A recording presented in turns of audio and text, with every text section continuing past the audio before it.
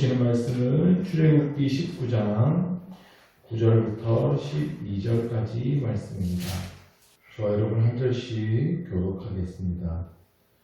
여호와께서 모세에게 이르시되 내가 빽빽한 구름 가운데서 내게 임함은 내가 너와 말하는 것을 백성이 듣게 하며 또한 너를 영영히 믿게 하려 함이니라. 모세가 백성의 말을 여호와께 아뢰었으므로 여호와께서 모세에게 이르시되 너는 백성에게 가서 오늘과 내일을 성경하며 그들에게 이렇게 말하고 준비하게 하여 셋째 날을 기다리게 하라. 이는 셋째 날에 나 여호와가 온 백성의 목전에서 시내산에 강림할 것이니 너희 백성을 하여 주의 경륜을 정하고 이르기를 너희는 삼가 사모하거나 그 경계로 침범을 할지니 나는 침범하는 자는 반드시 죽음을 당할 것이다. 아멘. 이스라엘 백성들은 이제 시내산에 장막을 쳤습니다.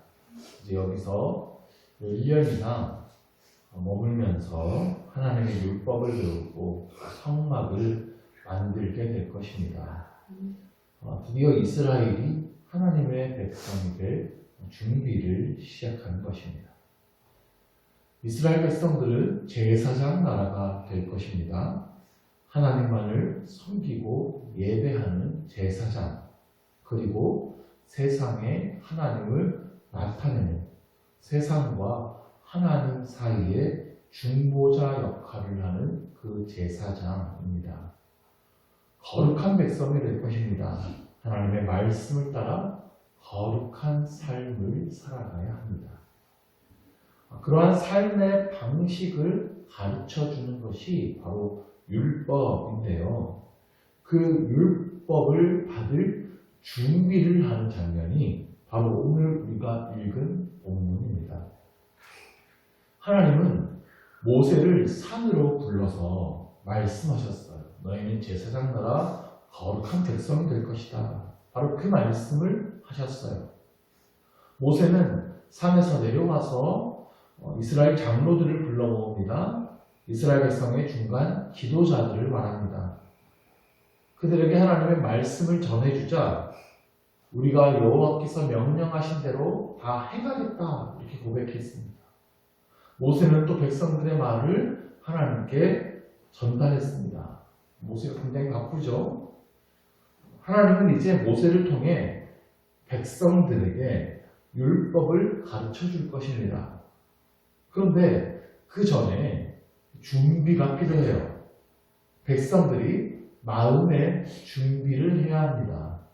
그 준비할 것들을 오늘 본문에서 가르쳐 주시는데요. 10절을 보시면 여호와께서 모세에게 이르시되 너는 백성에게로 가서 오늘과 내일 그들을 성결하게 하며 그들에게 옷을 빨게 하고 그러니까 오늘과 내일 이틀 동안 그들을 성결하게 하라고 했습니다. 그런데 자신을 성결하게 하는 행동 중에 첫 번째가 옷을 빠는 거예요. 먼저 자신이 입고 있는 옷부터 깨끗하게 하라는 겁니다. 어떤 옷을 입고 있느냐에 따라서 사람의 행동이 달라지죠. 추리닝 입고 있으면 아무래도 마음이 좀 편안해지고 행동도 자유롭습니다. 남자들 같은 경우에 예비군복 입혀놓으면 행동도 말년병장이 됩니다.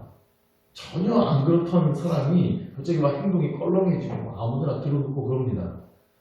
그런데 깔끔한 정장이나 드레스 같은 거 입으면 어떻게 되나요? 행동도 좀 조심하게 되죠. 새로 산 옷, 깨끗한 옷 입으면 행동도 특별하겠죠. 옷 더럽히지 않으려고 조심하게 됩니다.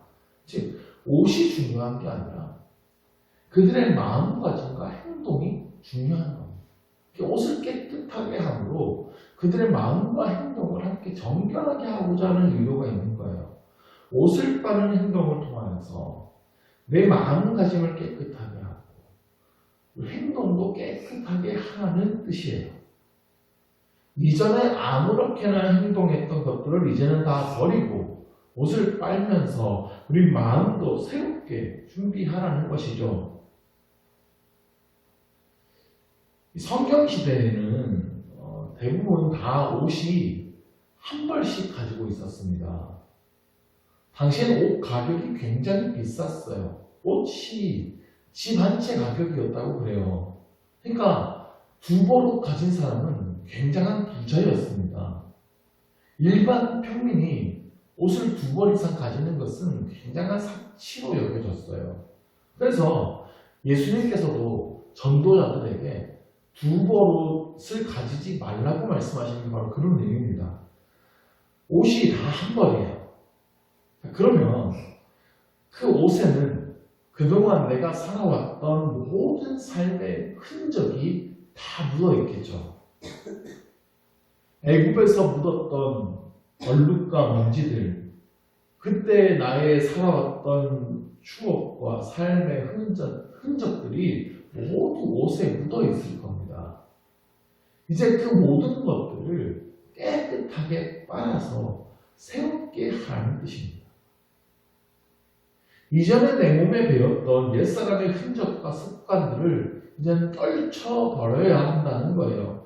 이전의 삶의 모습과 언어와 습관들, 그 모든 죄악에 물든 삶의 흔적들을 다 빨아서 씻어버리고 이제 새롭게 시작하자는 뜻이죠. 그래야 이제 하나님의 말씀을 배울 준비가 된 것입니다. 하나님은 우리가 그렇게 성결하기를 원하십니다. 디모데후서에는 이런 말씀이 있어요. 큰 집에는 금그릇과 은그릇, 나무그릇과 질그릇이 있는데 귀하게 쓰이는 그릇은 어떤 그릇입니까? 깨끗한 그릇이에요. 자기를 깨끗하게 하는 그릇입니다. 깨끗한 그릇이 주인의 쓰기에 합당하게 된다는 거예요. 우리가 거룩하신 하나님을 만나기 위해서는, 그리고 하나님의 말씀을 배우고 하나님의 뜻대로 살아가기 위해서는 먼저 우리의 영혼과 행실이 성결해야 합니다. 하나님은 거룩하신 분, 성결하신 분이시기 때문입니다. 하나님은 죄가 있는 곳에 올 수가 없으십니다. 거룩하시니까요. 죄악을 씻어야 우리가 하나님의 임재를 경험하게 되고 하나님의 쓰임을 받게 되는 것입니다. 그런데 우리의 힘과 노력으로 우리가 성결하게 할 수 있습니까? 어제 오후에도 말씀드렸지만 이스라엘 역사의 결론은 인간은 안 된다는 거예요. 하나님께서 채찍을 드시고 고난을 주시고 기적을 보이시고 아무리 말씀하셔도 그때뿐이지 결국 다시 죄악으로 돌아가고 마는 것이 우리 인간입니다. 그러므로 우리는 오직 그 십자가의 능력을 붙들어야 합니다. 우리를 진정으로 성결하게 하시는 예수의 보혈을 붙들어야 돼요. 예수님의 그 보혈이 우리를 씻겨야 우리가 진정 깨끗함을 얻게 됩니다. 깨끗함을 얻으면 우리에게 성령을 보내주십니다. 성령께서 우리 안에 새 마음을 주십니다. 하나님의 말씀대로 살아갈 능력을 주십니다. 성령께서 죄를 이길 수 있는 힘을 주십니다. 넘어져서 다시 일어날 힘을 주십니다. 그러므로 우리는 성령의 충만을 받아 새롭게 되어야 하는 것입니다. 11절을 봅시다. 준비하게 하여 셋째 날을 기다리게 하라. 이는 셋째 날에 나 여호와가 온 백성의 목전에서 시내산에 강림할 것입니다. 그러니까 이스라엘 백성들이 성결하게 이틀 동안 그렇게 성결하게 하면서 셋째 날을 기다리는 거예요. 왜 하필이면 셋째 날일까요? 성경에는 숫자의 의미를 참 중요하게 여깁니다. 성경에서 3이라는 숫자는 뭔가 새로운 역사가 일어나는 시간으로 사용됩니다.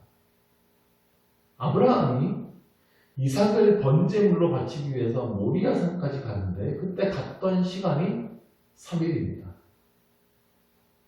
하나님의 말씀을 거역하고 도망가던 요나가 물고기 뱃속에 있던 그 시간도 3일입니다.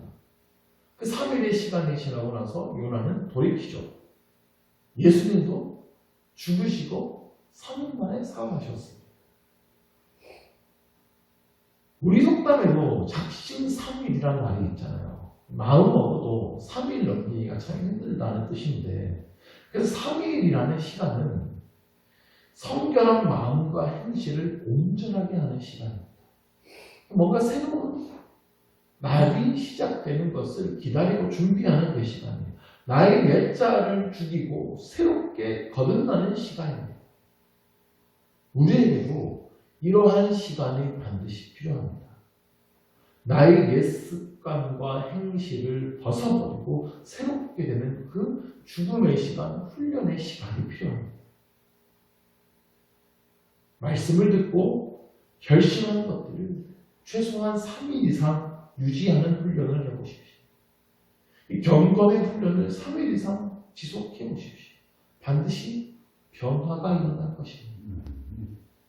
세상에 그냥 되는 것은 없습니다. 신앙의 성장은 쉽게 이루어지지 않습니다. 반드시 그만한 훈련과 헌신과 희생이 있어야 해요. 나의 옛자와 습관을 버리고 새로운 삶을 훈련하는 시간이 많으면 많을수록 거룩의 능력을 가지게 되는 것입니다. 12절입니다. 너는 백성을 위하여 주의 경계를 정하고 이르기를 너희는 산과 산에 오르거나 그 경계를 침범하지 말지니 산을 침범하는 자는 반드시 죽임을 당할 것이다. 자, 백성이 지켜야 될 세 번째 원칙인데요. 경계를 넘지 않는 것입니다. 19장에는 이 말씀이 제일 많이 강조됩니다. 하나님께서 임재하시는 곳에 경계가 있어요. 모세는 하나님의 그 경계를 넘어서 하나님의 말씀을 따라 그곳에 들어갈 수 있게 됐습니다. 그러나 백성들은 절대로 그 경계를 넘어가면 안 됩니다. 그러면 죽습니다. 16절을 보시면 하나님께서 임재하시는데 우레와 번개와 빽빽한 구름 가운데 임하세요. 또한 나팔 소리가 매우 크게 들립니다. 그래서 백성들이 두려워 떨었어요. 18절에는 시내산의 연기가 자욱합니다. 하나님께서 불 가운데 강림하셨어요. 연기가 옹기가와 연기같이 떠올라요. 온 산이 크게 진동했다고 했어요. 백성들의 눈과 귀로 느낄 수 있도록 하나님의 위엄이 나타났습니다. 그들이 그래서 두려워 떨고 있는데 어떤 사람들은 좀 궁금하지 않을까요? 저 속에 뭐가 있을까? 가보고 싶은 사람도 분명히 있을 거 아니에요? 그런데 가면 안 된다는 겁니다. 그게 하나님과 백성 사이에 넘지 말아야 될 경계선이기 때문에. 어떤 면에서 신앙생활이라고 하는 것은 인간이 지켜야 될 경계를 인정하고 받아들이는 것입니다. 하나님과 우리 사이의 차이를 인정하고 그 경계를 지키며 살아가는 것이 신앙생활입니다. 성도가 지켜야 될 경계를 인정하고 그 경계를 넘지 않는 게 신앙생활이에요. 제 창세기를 통해서 몇 번 말씀드렸지만 선악과가 하나님과 우리 사이에 넘지 말아야 될 경계선이었습니다. 인간은 선악을 알게 하는 나무의 열매를 먹어서는 안 됩니다. 오직 선과 악은 하나님만 판단하실 수 있는 하나님의 영역이에요. 그런데 인간이 그 영역을 넘어버렸어요. 하나님이 세운 그 기준이 아니라 내가 스스로 세운 기준으로 살아가는 삶을 선택하는 거예요. 하나님이 정하신 경계선을 받아들이지 않는 것이 타락의 시작이라고 할 수 있습니다. 이제 이후에 만들어지게 되는 성막에도 분명한 경계가 있어요. 백성들이 들어갈 수 있는 곳은 성막의 마당입니다. 성막 안에 있는 성소에는 제사장만 들어갈 수 있습니다. 그 성소 안에 있는 지성소에는 대제사장만 들어갈 수 있습니다. 하나님께서 정하신 경계를 함부로 넘지 못하도록 하나님께서 조치하고 계십니다. 그런데 신약에 들어오면서 그 지성소의 경계가 무너졌어요. 예수님께서 십자가에 못 박혀 죽으실 때 지성소를 가리고 있던 그 휘장이 위에서 아래로 찢어집니다. 예수님의 그 육체로 하나님께 나아갈 길이 열린 거예요. 그래서 우리는 하나님의 긍휼하심을 얻고 때를 따라 돕는 은혜를 얻기 위하여 그 은혜의 보좌 앞으로 담대히 나아갈 수 있게 되었어요. 우리는 예수의 보혈로 정결하게 되었기 때문에 담대히 그 하나님의 보좌 앞으로 나아갈 수 있게 되었지만, 그래서 우리가 하나님께 직접 이렇게 기도할 수 있지만 여전히 하나님과 우리 사이의 경계선은 인식해야 됩니다. 하나님 함부로 대하지 마십시오. 하나님 안 보인다고 하나님 말씀을 함부로 들매고서도 안 됩니다. 우리가 함부로 하나님만 판단하실 수 있는 그 판단의 영역을 넘어서는 안 됩니다. 성도는 하나님의 말씀이라는 분명한 경계선을 가지고 살아야 하고, 우리는 인간에 불과하다는 그 분명한 한계성을 인정하고 살아야 합니다. 그 경계를 지키며 그 울타리 안에서 살아가는 것이 우리 안에 주어진 참된 자유예요. 아무런 경계선 없이 내 마음대로 행동하는 것이 자유가 아니에요. 그건 방종입니다. 그러다가 낭떠러지로 떨어지게 돼 있어요. 하나님께서 세우신 경계선은 우리를 보호하시기 위한 울타리입니다. 성령님은 우리가 그 울타리를 인식하고 그 울타리 안에서 기쁨으로 자유롭게 평안하게 살아갈 수 있는 그 능력을 주세요. 그 안에서 그래서 참된 자유를 느끼게 되는 거예요. 하나님의 보호하심 속에서 살아가는 자유야. 오늘도 이 하나님의 말씀의 경계선 안에서 성결한 삶을 살아가는 저와 여러분 모두가 되기를 주의 이름으로 축원합니다. 기도하겠습니다. 하나님 아버지, 우리를 하나님의 백성으로 불러주시고 하나님의 울타리 안에 품어주심에 감사드립니다. 우리가 오늘도 하나님의 말씀을 따라 살아가기 위해서 우리의 마음을 정결하게 하기를 원합니다. 예수의 보혈로 우리를 깨끗이 씻어주시고 성결하게 하는 훈련을 하는 우리가 되게 하여 주옵소서. 하나님, 우리가 하나님께서 정하신 그 말씀의 경계선 안에서 살아가기를 원합니다. 날마다 그 말씀의 경계선을 배워나가게 하여 주시고 그 안에서 자유함을 누리며 말씀을 따라 살아가는 우리 모두가 되게 하여 주시옵소서.